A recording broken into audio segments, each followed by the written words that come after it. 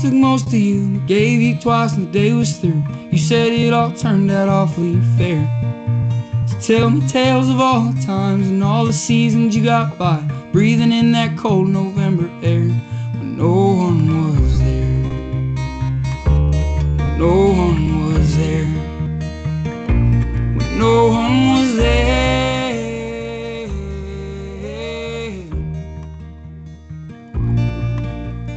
Two kids by 23 and the sunsets you'll never see. You were yelling supper from the yard. And they grew old and sailed away, called you on phones from far away, wrote you novels on postcards. And all you ever wanted was to see your children fly, maybe one day in a pair of stars. There ain't no leaving the small town this evening if you can't even drive your own car through November air. Through November air. Through November air.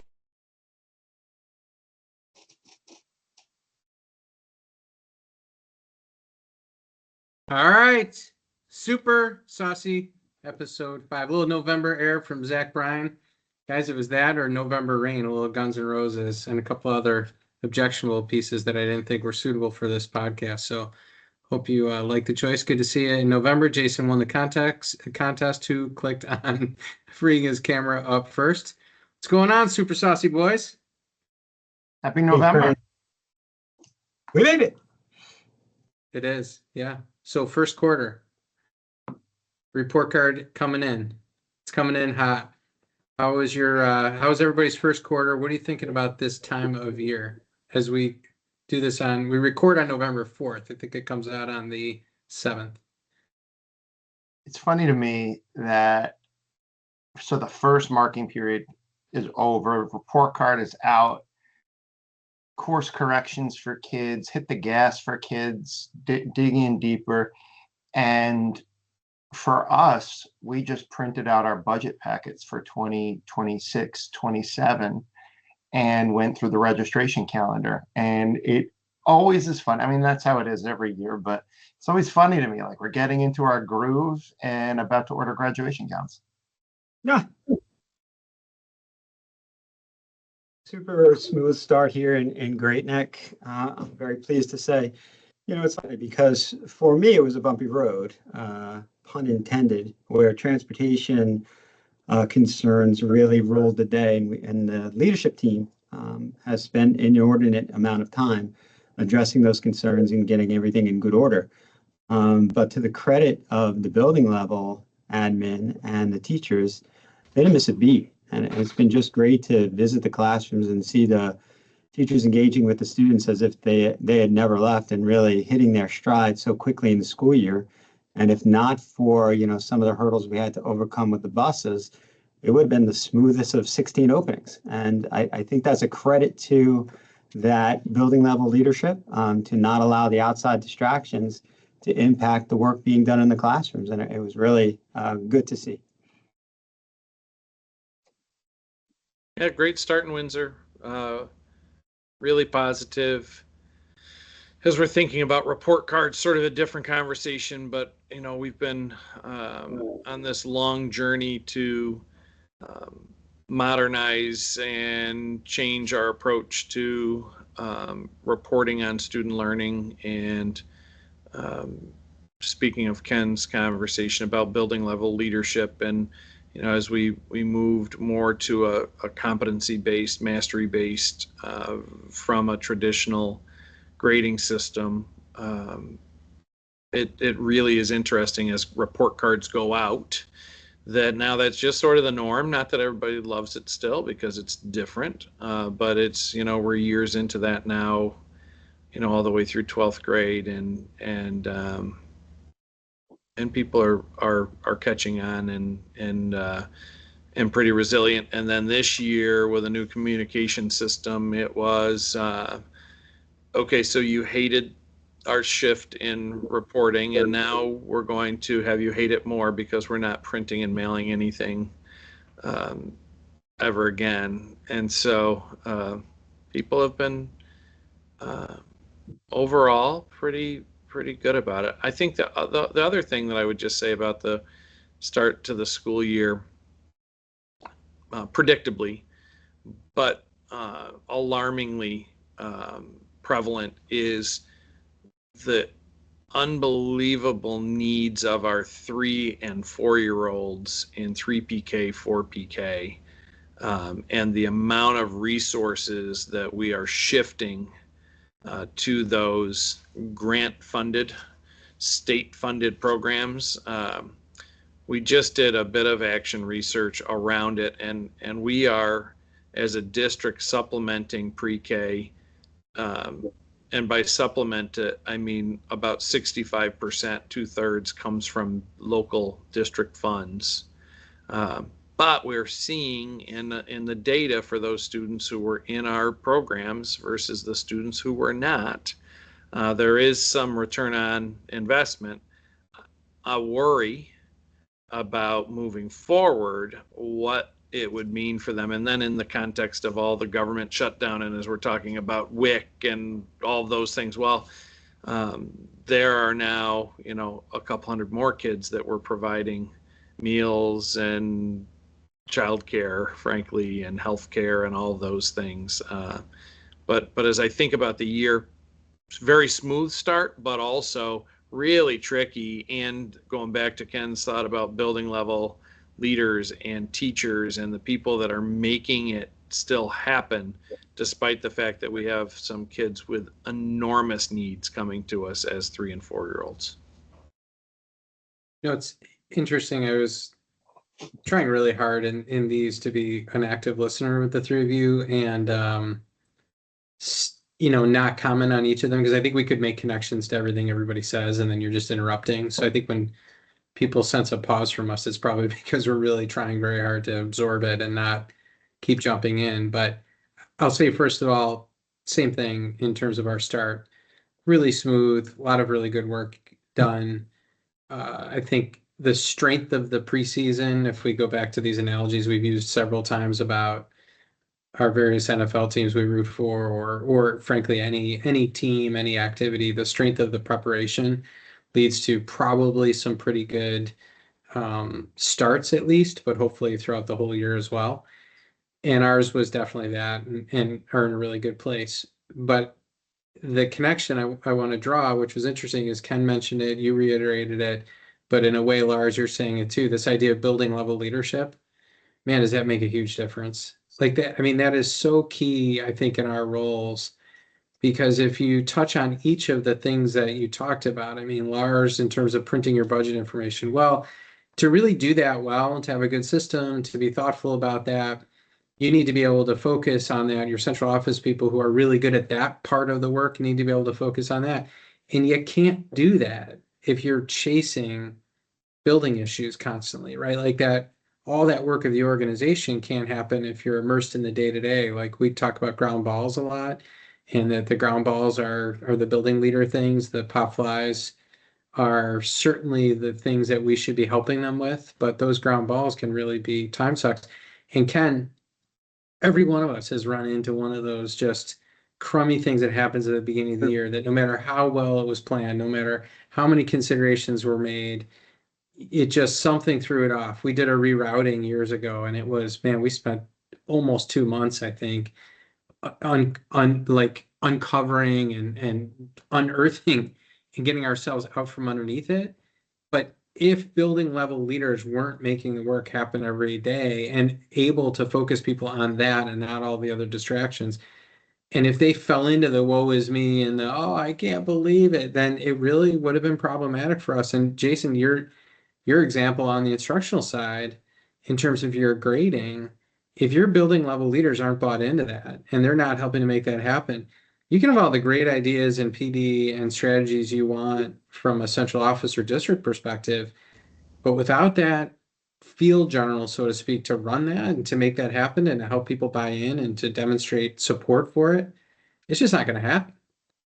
So I think that it's just kind of interesting how that those all connect back to the strength of building leadership and what a difference that makes in each of our roles, but for our teachers and our staff and our kids when that exists.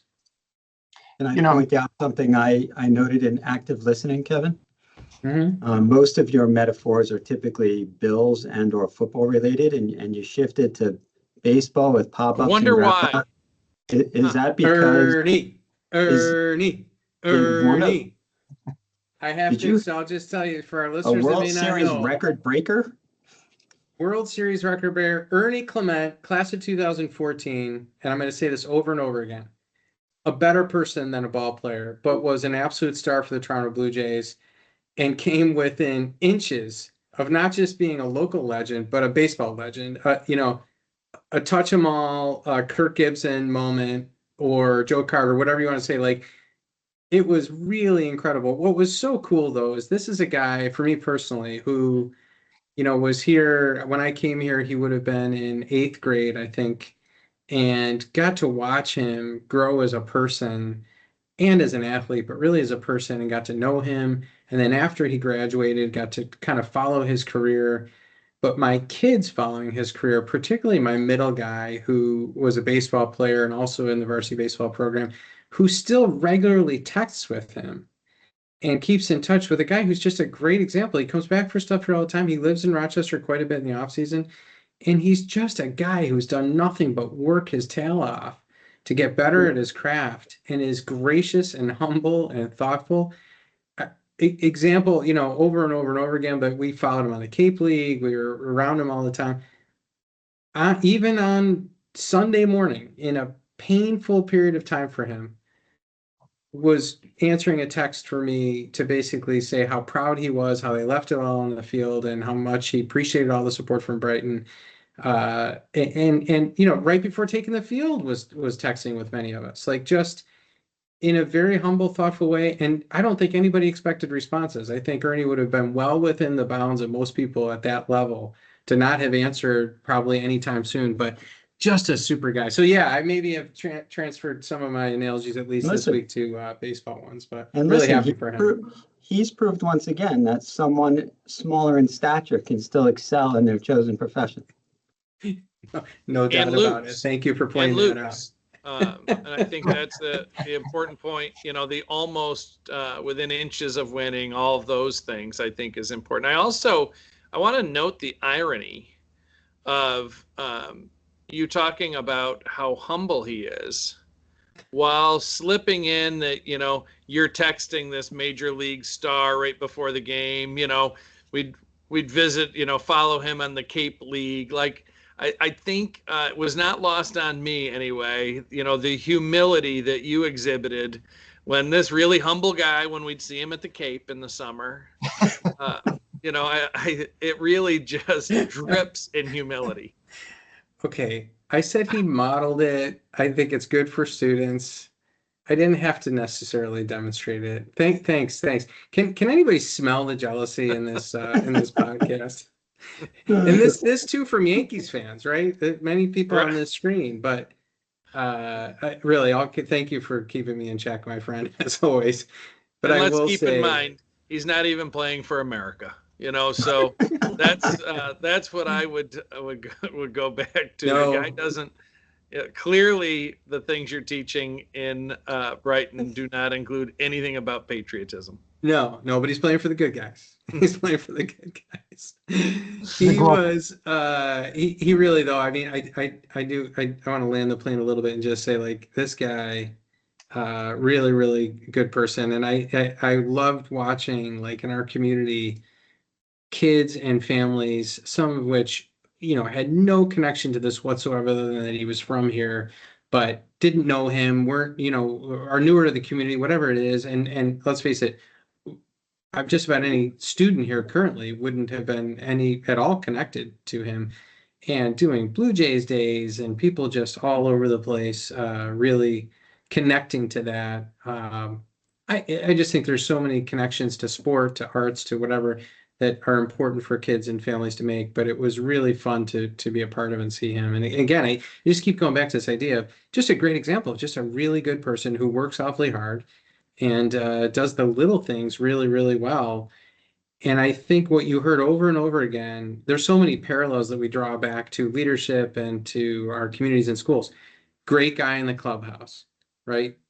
People talked about that over and over again. Great teammate, thoughtful, They enjoy having around. He plays every position in the infield.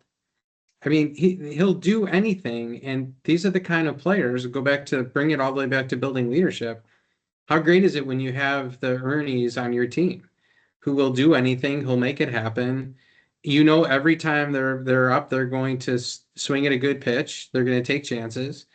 They're going to run the bases, and they're going to work awfully hard. And it's just a lot of fun to be a part of that. So thanks for bringing that up, despite the abuse it engendered from Jason. Attorneys that exist that can do their utility, they can play throughout the infield. You know, when I think about building leadership, district central office staff, those Ernies are the ones that they may not be able to do it, but they can respect it, that it takes all of the positions. And, you know, he's unique in that he knows what each of those positions takes.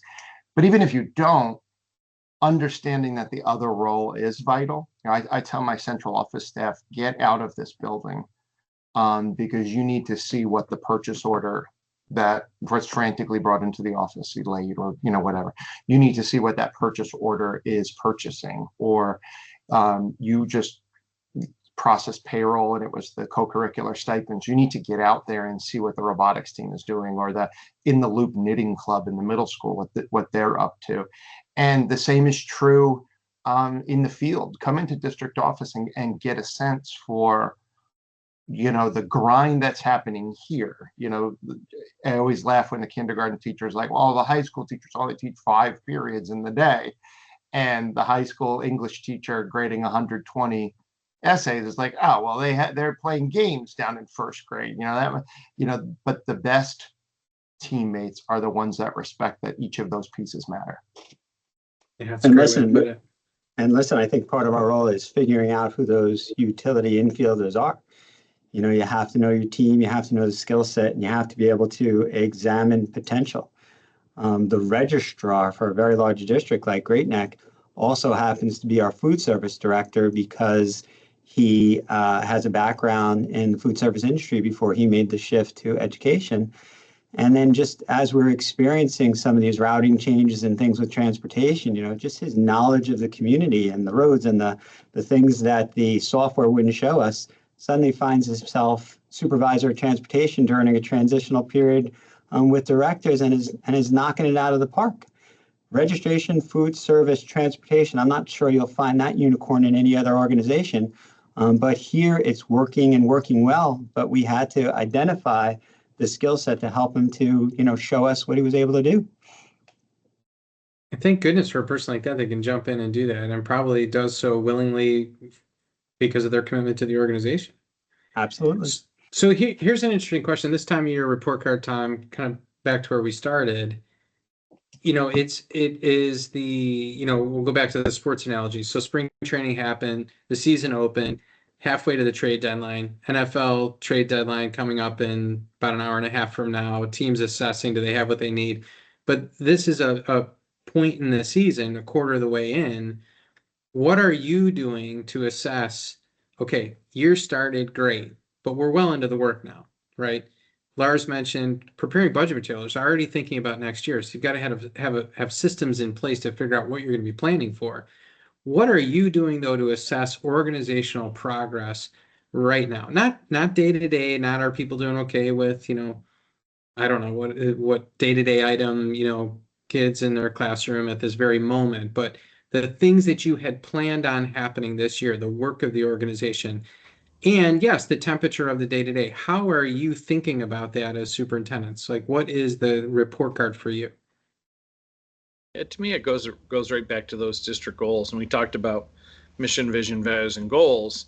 And I think in one of these pieces, or in something that we put out in writing, talking about the analogy of the GPS. And I think, you know, part of the point of the GPS, you know, are we making progress, or am I hitting traffic, et cetera? I was recently worried about traffic going to an airport, and what was I looking at? Well, GPS the whole time. Like, am I still on track? Did I gain a minute? Did I not gain a minute? And I think some of it is, important for us to say, okay, so we had those goals and that sounded great in July. So it's November and snow's going to start flying and all that. Where are we with those? And so I think part of it is, so thinking about the goal model, that it shouldn't live in isolation, and it should be living and breathing. And so I know, for me, one of the ways that I do that, and I think, Kevin, to your point, you hear a lot about in the NFL, what adjustments are they making, right? So you've got some injuries along the way. You're seeing a weak spot, not just trades, because we can't do a lot of trades. I'd like to. I'd like to have a trade deadline. My salary cap's a little different than your salary cap in some other places, right? But I can't trade, but we can make some adjustments. And so one of those things is knowing the scoreboard. Again, I find them to be silly. Actually, I was watching, and it was the Blue Jays manager. And when they were doing the, whatever inning it was, interview with him, I watched how annoyed he was. Like, I'm trying to coach the game. Like, get out of my face right now and not ask me the question. But always, in and out of the locker room, halftime of the NFL, those, what adjustments are you making for the second half? I think that we have to have those conversations with those building level leaders. And so for me and my regular scheduled visits to the buildings, we talk about their goals. And for us, our district goals are really largely percentage based, but I don't want to see percentage based goals at the building level or at the team level. I want to see numbers at the building level. So translate this district goal into what's that impact look like in your building. And now first quarter's out. How are we doing? And then the teams, it's naming names. Which kids? Who are we going to move this year? What is it going to look like? And then we talk about those kids. So I think, to me, a big part of it is really just looking at the scoreboard so that you can determine whether or not any of those adjustments need to be made. And are we making progress or not? You can't wait until you get to the final destination to decide whether or not you're on time. You got to be figuring out along the way. If I'm supposed to be there at a certain time, that's why I have my estimated time of arrival. And if I'm running behind, I better drive a little faster. If I've got lots of time, then maybe I'll make a stop. But I think, the question I would say for people right now is, how do you know? How do you know whether you're on track or not to reach that destination that you determined in the summer is where you wanted to go? So I'm connected to the recalculating part, right? That you are, one of the beautiful things about working in schools is that you have a natural reset, right? It's June 30th. And so in any role that we've had, we've probably all said on June 30th, whoa, that was a year. This next year is going to be different. But it's too early in the game to make that call to your destination and say, oh, I'm not going to make it, right? That's why the recalculation is happens. You're going to take a different road. There's different, there's construction now. Those are resources or barriers that were thrown in your way. And sometimes that looks weird in our systems because we're not naturally inclined to break something down in the middle of the year, right? We're like, all right, here it is for this year. We're going to get them next year. But if we're going to collapse a section when we're talking about names now, or we're going to redo the roster, or we're going to compartmentalize differently, that hasn't always been a natural go-to in our business, I think, where you say, well, how can we change the rosters right now? All the plan books are already written out and all the registers are already written out. But a recalculation could be anything from this kid needs AIS to something much more substantial. And it's still early enough in the game to do that. Yeah, I think, the destination doesn't change. I mean, very rarely. Think about that. I love going back to the GPS analogy. I mean, it is rare if you are going on a trip, one that you've planned, one that's really important to you, that you are going to change the destination, right? You're going to get there come heck or high water, but you're going to have to change the route along the way. You're adjusting because all of a sudden that GPS is falling behind. There's an accident coming up ahead. You've gotten stuck in traffic, whatever it is. And that's that kind of immutable commitment to the overall goal of we will get there. This is what we committed to, and it is unacceptable to change the destination. It is not okay for us to not accomplish our goal of increasing whatever it might be, whether that's graduation rate, attendance, et cetera. You're not going to, at this point in the year or any point in the year, say, it's all right if we don't get there. No, the destination is going to stay the same. It's what do we have to do to adjust along the way to get there? We do, back to the mission, vision, values, goals piece, our plan is set up so that we are now checking in and we do, a quarterly board report with an update on all of our goals. And I find just that active in my weekly meetings. You mentioned your building visits. One of the pieces in my template is asking about people's blueprint goals and where are they? What is the status update on that? Now that's on the template every week, but this is the time of year where we really hone in on that. And our board meetings, same thing, that report. We have in our principal reports, regular reporting on each area in our plan, but the quarterly check-in, I think, is really important. Let's also face it, if you know that quarterly check-in is coming and you're reporting on that, you're more likely to stay focused on making sure that meeting happens, that task force got together and started the work they had committed to, because you're going to report out on that. I mean, that's just the nature of human beings. If we know that that's an integral part of our system, that's our through thread, that's our connective tissue, we're going to make sure that we stick to that so we can report on that. And this is the time of year to make that adjustment, because things will happen. A course didn't happen, or an attendance initiative didn't really get started because the person who was in charge of that had a long-term illness. Things do come up along the way. It's that, how do you make the adjustment? How do you, flag somebody, hey, you got to play over a couple feet further from the line in left field. To your point, Jason, the Blue Jays manager, Schneider, I saw that interview. I know exactly what you're talking about. First of all, it was fascinating to see a baseball manager managing in real time while this person was trying to interview them, but signaling, basically to the guy move over 2 feet, and then to watch outfielders now pull out of their pocket a card to look at where they're supposed to be on the field, like using data to inform their place, right? I think we can tie it all back to that over and over again. But that checking right now and then adjusting before it's too late, it can't be halfway through the year. Like, make the adjustment now so that you still have time to catch up on your GPS and get to that final destination. And I think I trampled on something yours. Did you text Ernie like some adjustments to make during the game, or is that you just wait for after and kind of post conversation? I'm just curious. It's an agenda item for their next Cape talk. Yeah. No. I called from the French Riviera, Jason, and I told them, hey, this is what we're thinking. Yeah. Makes more sense. Not surprisingly, agree with so much of what you gentlemen shared and have similar practices. Today was a great checkpoint. As Kevin mentioned, we're recording this on Election Day. So for many of us, it's Superintendent's Conference Day, or as it's called in Hampton Bays, Lars Day. And, we were able to go, into some heavy duty PD where we're able to bring, full grade levels, full departments together to really, assess where we are, where we've been, where we want to go.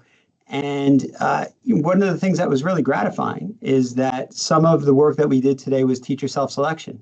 We really tried to maximize our internal resources and have teachers and department chairs and building level leaders presenting to faculty and staff. It was terrific.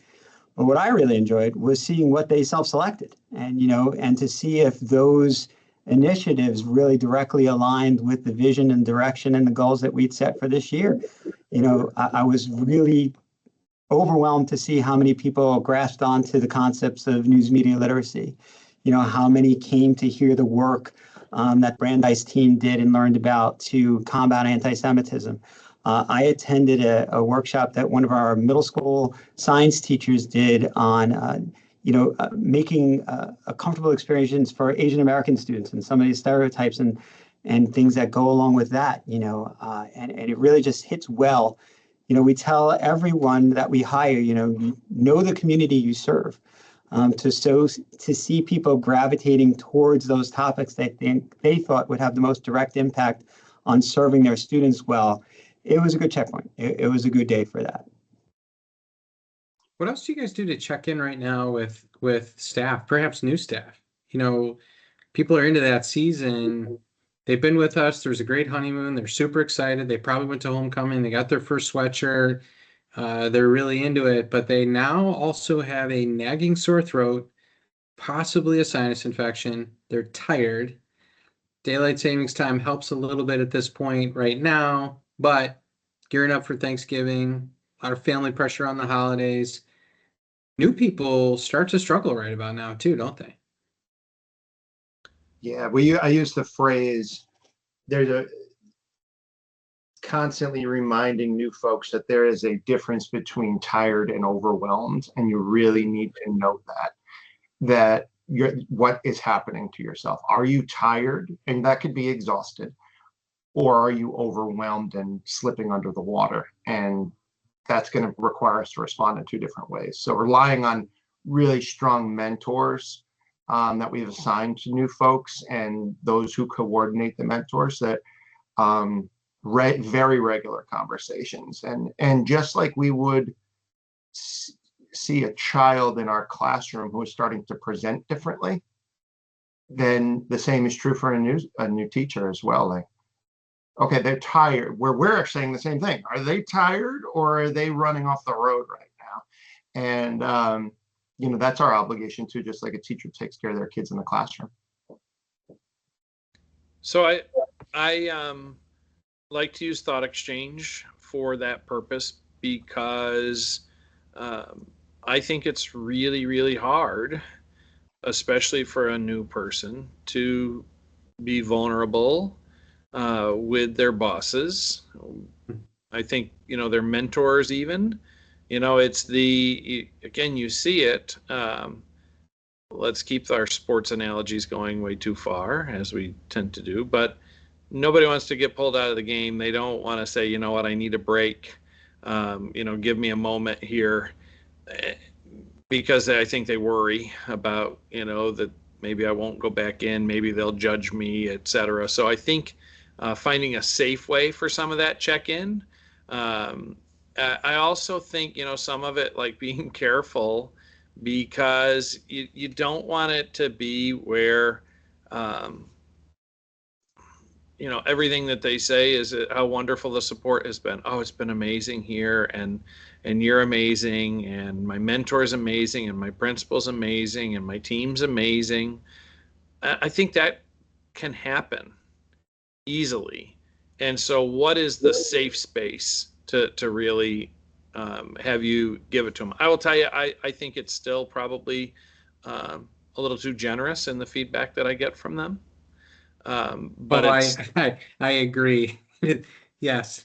Oh, I'm sorry. Wait, this is my volume. I don't think I get enough. My mic is on. Continue, please. Feedback from them, not feedback from you.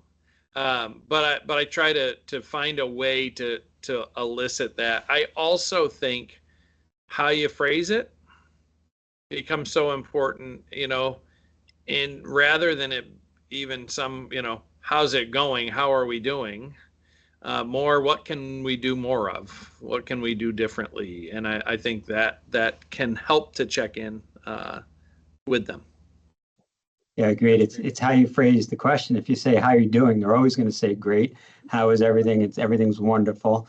If you say, are you receiving the support you need? It's a different question.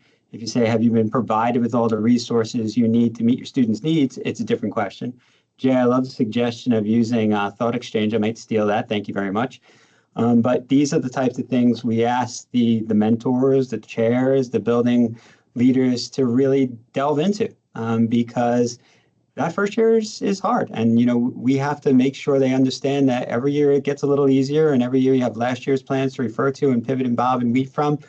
But, the first thing I did when we had the group assembled this morning was congratulate the first year teachers for making it through the first hurdle, and they got a rousing round of ovations, because I think everyone remembers, the real challenge that is. I'll never forget. my first year teaching, the Halloween party in the classroom and the dunking for apples, which of course I was like, yeah, I'll go first, no problem. The moms who were organizing the party asked, and yeah, I'm all in. And I had the worst ear infection after that. It was like one of many new teacher lessons I learned along the way. I wonder if that thought exchange question would go well if it was something along the lines of, we've provided you with, and like, list 4 or 5 things just as a reminder that, hey, by the way, these things are available to you, and to say to the person that hasn't taken advantage of those things yet that it's okay to do that, that other people are, almost kind of set it up as, these are all the things that you and your colleagues have taken advantage of. What more can we do to support you? Like giving license to, it's okay to ask, and what are your other suggestions for how we can support you because we're committed to you?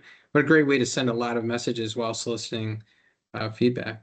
I think so long as it's, I agree, so long as it's not a shaming. Yeah.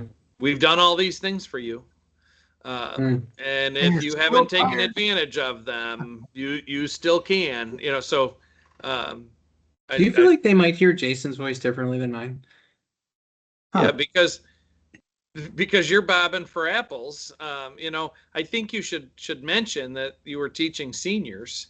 That makes it a little strange. Really weird. And the reason for the ear infection was because they, you know, held your head under the water so much. Yeah, they were actually trying to get information out of me, and they held my head under the water. He went first. The last person in that line got the flu. Yeah, exactly. Fucking germs. Sadly, I was going with strep throat, but we're on the same page then. Or mono. What's that? Everyone in your class got mono because they all put their head in the same bucket. Yeah, they did. It was I the didn't second realize he graders started holding me under the water for sure was a problem. I didn't realize you started teaching in 1878 when people were bobbing for apples. That's impressive. It was the first and last apple bobbing I've done in my life. I promise. I feel like apple bobbing is the right place to end this conversation for sure. Hey, it was great catching up with everybody. Super Sauce episode 5, I think, is in the can, not worthy of a can, but in the can. And we're looking forward to catching up with people next month. I'd say happy Thanksgiving to everybody too. I give thanks for a lot of things, but particularly this relationship, supporting each other. And when we think about that idea of checking in with teachers this time of year, probably great to check in with our colleagues too, who are new to it and might have had some challenges and are glad that they got off to a good start, but are kind of struggling now, and it's the grind. But even those around us who are experienced and have the same things going on too. Did you guys hear that Super Sauce Gardner was just traded from the Jets? So our marketing idea of linking with him is out the window. Where did he go? I didn't get to read that far. Gotcha. We'll figure it out. Oh, well, Super Sauce Gardner, future guest, but apparently not in New York anymore. Yeah. Well, perhaps you could send a text, and we could have a guest who is a Canadian World Series record holder. Canadian. I'll work on it. A losing World Series record holder. Right. A World Series record holder. Right. I was rooting for. Who I was rooting for. Appreciate you guys. Always root for all you guys. I give thanks for you. We'll see you in December. Ditto. Sounds great. Bye, guys. Bye.